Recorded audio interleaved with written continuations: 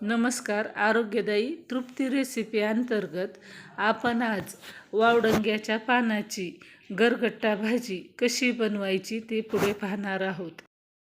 वावडंग्याची भाजी बनवण्यासाठी साहित्य: कच्च्या शेंगदाण्याचं जाडसर कूट, तुरीची डाळ, हिरवी मिरची लसूण घालून कुटून घेतलेली आहे आणि ज्वारीचं पीठ, जिरी, मोहरी, मीठ आणि वावडंग्याची पानं.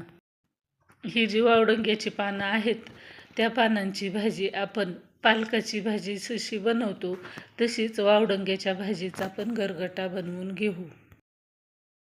वावडंग्याची पानं निवडून स्वच्छ धुवून घेतलेली आहेत. प्रथम आपण ही पानं उकडून घेऊ.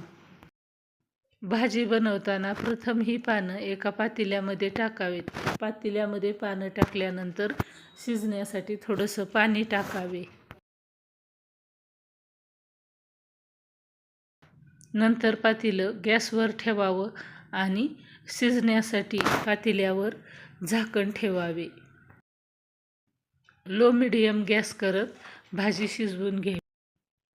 अर्धवट भाजी शिजल्यानंतर भिजवून घेतलेली तुरीची डाळ उकडण्यासाठी पातेल्यामध्ये टाकावी आणि भाजी व्यवस्थित मिक्स करून भाजी शिजण्यासाठी पातेल्यावर झाकण ठेवावे.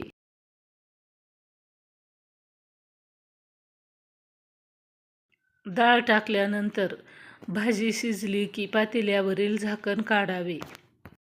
पातेल्यावरील झाकण काढल्यानंतर पातेल्यातील भाजी शिजली का नाही ते पाहावे. शिजली असेल तर या भाजीला फोडणी देऊन घ्यावी. आपली भाजी शिजलेली आहे. आता आपण या भाजीला फोडणी देऊन घेऊ. भाजी हटवून घेण्यासाठी प्रथम भाजीतील पाणी काढून घ्यावे. भाजीतील पाणी काढून घेतल्यानंतर भाजीमध्ये शेंगदाण्याचं कूट, ज्वारीचं पीठ आणि मीठ टाकून भाजी व्यवस्थित पळीने हटवून घ्यावी. भाजी व्यवस्थित हटवून घेतल्यानंतर आपण जे भाजीतलं पाणी काढून घेतलेलं आहे ते पाणी भाजीमध्ये टाकावे. नंतर भाजी व्यवस्थित मिक्स करून भाजीला फोडणी देऊन घ्यावी. आता आपण या भाजीला फोडणी देऊन घेऊ. भाजीला फोडणी देण्यासाठी कढईमध्ये 2 ते 3 चमचे तेल टाकून घ्यावे. तेल व्यवस्थित गरम झालं की फोडणीमध्ये मोहरी टाकावी. मोहरी व्यवस्थित तडतडली की जिरी टाकावी.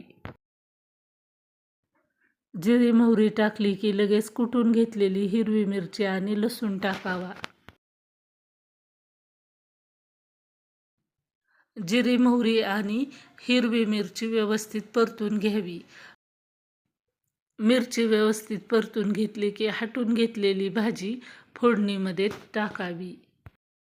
भाजीला फोडणी देऊन 3 ते 4 मिनटं लो मिडियम गॅसवर भाजी व्यवस्थित शिजवून घ्यावी. या भाजीला आयुर्वेदात खूप मानाचे स्थान आहे.